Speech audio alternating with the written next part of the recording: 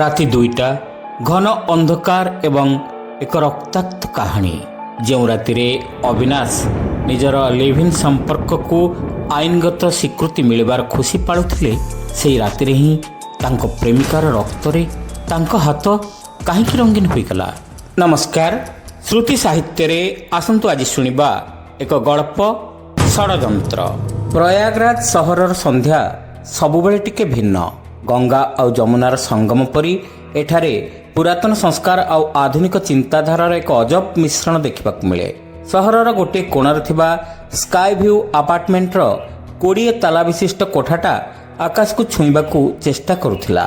ସେହି କୋଠାର 402 ନମ୍ବର ଫ୍ଲାଟରେ ରହୁଥିବା ଅବିନାଶଙ୍କ ପାଇଁ ସେହି ସନ୍ଧ୍ୟା ଥିଲା ଏକ ନୂଆ ଜୀବନର ଆରମ୍ଭ।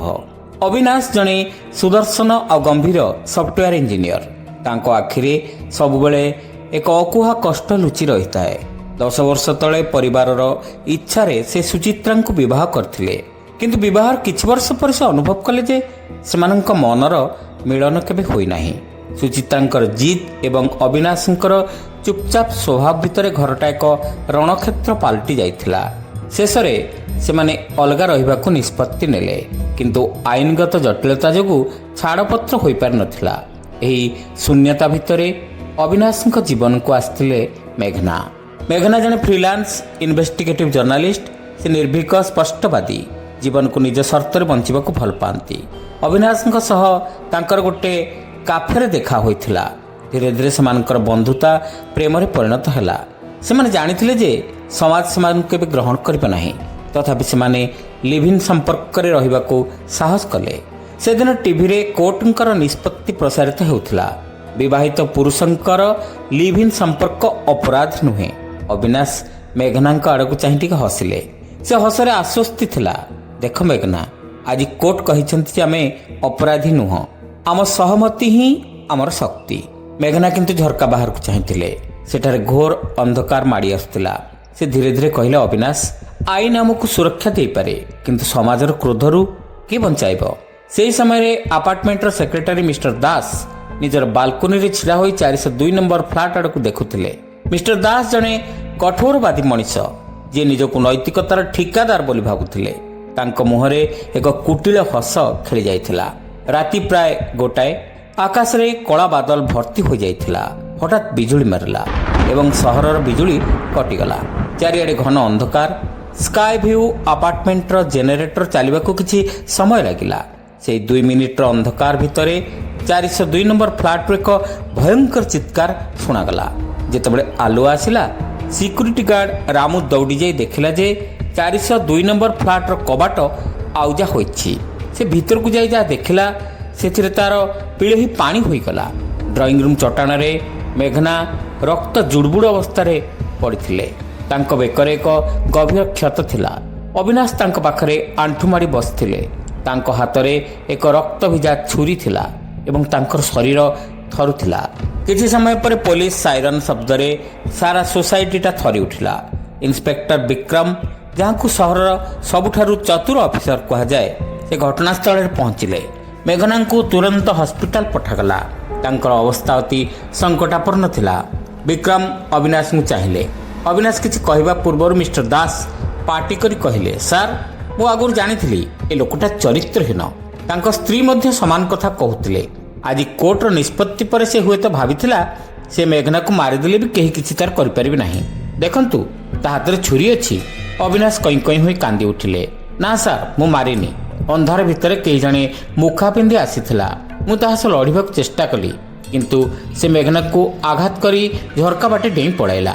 ମୁଁ ତ କେବଳ ଛୁରୀଟାକୁ ଧରିଥିଲି। ଇନ୍ସପେକ୍ଟର ବିକ୍ରମ ଚୁପ୍ ରହିଲେ। ସେ ଜାଣିଥିଲେ ଯେ ସବୁଠାରୁ ସହଜ ଦିଶୁଥିବା କେସ୍ଟା ସବୁଠାରୁ ଜଟିଳ ହୋଇଥାଏ। ପରଦିନ ସକାଳେ ଖବରକାଗଜରେ ବଡ଼ ହେଡ୍ଲାଇନ୍ ଥିଲା, ଲିଭ୍-ଇନ୍ ସମ୍ପର୍କର ରକ୍ତାକ୍ତ ପରିଣତି, ବିବାହିତ ପ୍ରେମିକ ଗିରଫ। ବିକ୍ରମ ଅବିନାଶଙ୍କ ପତ୍ନୀ ସୁଚିତ୍ରାଙ୍କୁ ଥାନାକୁ ଡକାଇଲେ। ସୁଚିତ୍ରା ଆସିଲେ, ଦାମୀ ଶାଢ଼ୀ ଏବଂ ଆଭିଜାତ୍ୟର ମୁଖା ପିନ୍ଧି। ତାଙ୍କ ଆଖିରେ ଅବିନାଶଙ୍କ ପାଇଁ କୌଣସି ଦୟା ନଥିଲା। ସେ କହିଲେ, ଇନ୍ସପେକ୍ଟର, ଅବିନାଶ ଜଣେ ମାନସିକ ରୋଗୀ। ସେ ସେଇ ଝିଅ ପାଇଁ ପାଗଳ ହୋଇଯାଇଥିଲେ। ମୋତେ ଲାଗୁଛି ସେ ଝିଅଟି ଅବିନାଶଙ୍କୁ ଛାଡ଼ିଦେବାକୁ ଧମକ ଦେଇଥିବ, ସେଥିପାଇଁ ସେ ଏମିତି କରିଛନ୍ତି। କିନ୍ତୁ ବିକ୍ରମକୁ ସୁଚିତ୍ରାଙ୍କର ସ୍ୱର ଏକ ପ୍ରକାର କ୍ରୂର ଆନନ୍ଦ ଶୁଣାଗଲା। ସେ ପଚାରିଲେ, କାଲି ରାତି ଗୋଟାଏ ବେଳେ ଆପଣ କେଉଁଠି ଥିଲେ? ସୁଚିତ୍ରା ହସିଲେ। ମୁଁ ମୋ ବାପାଙ୍କ ଘରେ ଥିଲି। ଆପଣ ଚାହିଁଲେ ସେଠାକାର ସିସିଟିଭି ଫୁଟେଜ୍ ବି ଦେଖିପାରିବେ। ସତକୁ ସତ ସୁଚିତ୍ରାଙ୍କ ପାଖରେ ଏକ ଦୃଢ଼ ଆଲିବାଇ ଥିଲା। ତଥାପି ବିକ୍ରମ ମନ ମାନୁନଥିଲା। ସେ ପୁଣି ଥରେ ଘଟଣାସ୍ଥଳକୁ ଗଲେ। ଏଥର ସେ 402 ନମ୍ବର ଫ୍ଲାଟ୍ର ବାଲକୋନି ଏବଂ ପାଖରେ ଥିବା ପାଇପ୍ ଲାଇନ୍କୁ ନିରୀକ୍ଷଣ କଲେ। ସେଠାରେ ତାଙ୍କୁ ଏକ ଛୋଟ ନୀଳ ରଙ୍ଗର କପଡ଼ା ମିଳିଲା, ଯାହା ସାଧାରଣତଃ ସିକ୍ୟୁରିଟି ଗାର୍ଡମାନଙ୍କର ୟୁନିଫର୍ମ ଥିଲା। ବିକ୍ରମ ମିଷ୍ଟର ଦାସଙ୍କର ପୃଷ୍ଠଭୂମି ଯାଞ୍ଚ କଲେ। ଜଣାପଡ଼ିଲା ଯେ ମିଷ୍ଟର ଦାସ ଜଣେ ଅବସରପ୍ରାପ୍ତ ସରକାରୀ କର୍ମଚାରୀ ନୁହନ୍ତି, ବରଂ ସେ ଏକ ବଡ଼ ଜମି ମାଫିଆ ଗ୍ୟାଙ୍ଗର ସ୍ଲିପିଂ ପାର୍ଟନର। ଅବିନାଶ ଯେଉଁ ସଫ୍ଟୱେୟାର କମ୍ପାନୀରେ କାମ କରୁଥିଲେ, ସେହି କମ୍ପାନୀ ସହର ଉପକଣ୍ଠରେ ଏକ ବଡ଼ ଜମି କିଣିବାକୁ ଚାହୁଁଥିଲା। ମିଷ୍ଟର ଦାସ ସେହି ଜମି ଉପରେ ଆଖି ପକାଇଥିଲେ। ସବୁଠାରୁ ଆଶ୍ଚର୍ଯ୍ୟଜନକ କଥା ଥିଲା, ମେଘନା ତାଙ୍କର ଜର୍ଣ୍ଣାଲିଜିମ୍ କ୍ୟାରିୟରରେ ମିଷ୍ଟର ଦାସଙ୍କ ବିରୁଦ୍ଧରେ ଅନେକ ପ୍ରମାଣ ଯୋଗାଡ଼ କରିଥିଲେ। ସେ ଜାଣିବାକୁ ପାଇଥିଲେ ଯେ ସୁଚିତ୍ରାଙ୍କର ଭାଇ ରୋହିତ ମିଷ୍ଟର ଦାସଙ୍କର ବ୍ୟବସାୟରେ ଜଣେ ମୁଖ୍ୟ ସହଯୋଗୀ। ଏବେ ବିକ୍ରମଙ୍କୁ ସବୁକିଛି ସ୍ପଷ୍ଟ ଜଣାପଡ଼ୁଥିଲା। ଏହା ଏକ ପ୍ରେମଜନିତ ଅପରାଧ ନଥିଲା, ବରଂ ଏହା ଥିଲା ଗୋଟିଏ ସୁଚିନ୍ତିତ ଷଡ଼ଯନ୍ତ୍ର। ବିକ୍ରମ ଗୋପନରେ ମିଷ୍ଟର ଦାସଙ୍କ ଘରେ ଗୁପ୍ତ କ୍ୟାମେରା ଏବଂ ଲିସନିଂ ଡିଭାଇସ୍ ଲଗାଇଲେ। ସେଦିନ ରାତିରେ ମିଷ୍ଟର ଦାସ ଆଉ ରୋହିତଙ୍କ ଭିତରେ କଥାବାର୍ତ୍ତା ହେଲା। ରୋହିତ, କାମ ତ ଅଧା ରହିଗଲା। ସେ ଝିଅଟା ଯେ ବଞ୍ଚିଗଲା। ଯଦି ସେ ହୋସ୍କୁ ଆସେ ତେବେ ଆମ ନାଁ କହିଦେବ। ମିଷ୍ଟର ଦାସ, ବ୍ୟସ୍ତ ହୁଅନି, ହସ୍ପିଟାଲରେ ଆମ ଲୋକ ଅଛି। କିନ୍ତୁ ଅବିନାଶ ଜେଲରେ ରହିବା ଦରକାର। ଯଦି ସେ ଜେଲରୁ ବାହାରିଯାଏ ତେବେ ହାଇକୋର୍ଟଙ୍କର ସେହି ନୂଆ ନିଷ୍ପତ୍ତି ତାକୁ ସୁରକ୍ଷା ଦେବ। ସମସ୍ତେ ଭାବିବେ ସେ ନିଜ ସ୍ତ୍ରୀ ସହ ଝଗଡ଼ା କରି ମେଘନାକୁ ମାରିବାକୁ ଚେଷ୍ଟା କରିଛି। ବିକ୍ରମଙ୍କ ପାଖରେ ଏବେ ଯଥେଷ୍ଟ ପ୍ରମାଣ ଥିଲା। ସେ ତୁରନ୍ତ ହସ୍ପିଟାଲର ସୁରକ୍ଷା ବଢ଼ାଇଲେ ଏବଂ ମିଷ୍ଟର ଦାସ ଓ ରୋହିତଙ୍କୁ ଗିରଫ କଲେ। କୋର୍ଟରେ ମାମଲା ଚାଲିଲା। ସରକାରୀ ଓକିଲ ଅବିନାଶଙ୍କ ଚରିତ୍ର ଉପରେ ଆଙ୍ଗୁଠି ଉଠାଇଲେ। ସେ କହିଲେ, ଜଣେ ବିବାହିତ ପୁରୁଷ ଅନ୍ୟ ସ୍ତ୍ରୀ ସହ ରହିବା ଦର୍ଶାଉଛି ଯେ ସେ କେତେ ଅପରାଧିକ ମନୋବୃତ୍ତିର। କିନ୍ତୁ ଏହି ସମୟରେ ଇନ୍ସପେକ୍ଟର ବିକ୍ରମ କୋର୍ଟରେ ପେନ୍ ଡ୍ରାଇଭ୍ ଆଉ ସେ ନୀଳ କପଡ଼ା ଖଣ୍ଡଟି ଦେଖାଇଲେ। ସେ ପ୍ରମାଣ କଲେ ଯେ ସେଦିନ ରାତିରେ ସିକ୍ୟୁରିଟି ଗାର୍ଡ ରାମୁକୁ ଟଙ୍କା ଦେଇ ରୋହିତ ତାର ୟୁନିଫର୍ମ ପିନ୍ଧି 402 ନମ୍ବର ଫ୍ଲାଟ୍କୁ ଯାଇଥିଲା। ମିଷ୍ଟର ଦାସ ନିଜ ବାଲକୋନିରୁ ସବୁ ନିୟନ୍ତ୍ରଣ କରୁଥିଲେ। ସେମାନଙ୍କର ଲକ୍ଷ୍ୟ ଥିଲା ମେଘନାକୁ ମାରିଦେବା, ଯାହା ତାଙ୍କ ପାଖରେ ଥିବା ପ୍ରମାଣକୁ ନଷ୍ଟ ବି କରିଦେବା। ଅବିନାଶଙ୍କର ଓକିଲ ହାଇକୋର୍ଟଙ୍କ ନିଷ୍ପତ୍ତିକୁ ପୁଣି ଥରେ ଉଲ୍ଲେଖ କରି କହିଲେ, ମିଲର୍ଡ, ଯଦି ସମାଜ ଅବିନାଶଙ୍କର ଲିଭ୍ ଇନ୍ ସମ୍ପର୍କକୁ ଅପରାଧ ଭାବେ ନ ଦେଖିଥାନ୍ତା ତେବେ ହୁଏତ ମିଷ୍ଟର ଦାସ ଏବଂ ସୁଚିତ୍ରା ଏମିତି ଷଡ଼ଯନ୍ତ୍ର କରିବାକୁ ସାହସ କରିନଥାନ୍ତେ। ମେଘନା ହୋସ୍କୁ ଆସିଲେ ଏବଂ ନିଜର ବୟାନରେ ସବୁ ସତ କଥା କହିଲେ। ରୋହିତ ଏବଂ ମିଷ୍ଟର ଦାସଙ୍କୁ ଆଜୀବନ କାରାଦଣ୍ଡ ହେଲା। ସୁଚିତ୍ରାଙ୍କୁ ଷଡ଼ଯନ୍ତ୍ର ପାଇଁ ଜେଲ୍ ଯିବାକୁ ପଡ଼ିଲା। କିଛି ମାସ ପରେ ଅବିନାଶ ଏବଂ ମେଘନା ଗଙ୍ଗା କୂଳରେ ବସିଥିଲେ।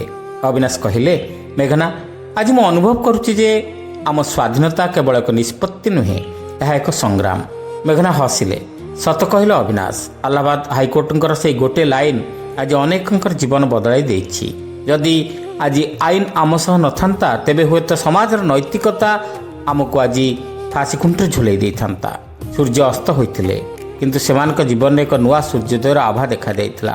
ସମାଜ ଏବେ ବି ସେମାନଙ୍କୁ ଦେଖି କାନକୁହା କରୁଥିଲେ, କିନ୍ତୁ ଅବିନାଶ ଆଉ ଡରୁନଥିଲେ, କାରଣ ସେ ଜାଣିଥିଲେ ଯେ ସମ୍ବିଧାନ ତାଙ୍କୁ ମୁଣ୍ଡ ଟେକି ବଞ୍ଚିବାର ଅଧିକାର ଦେଇଛି।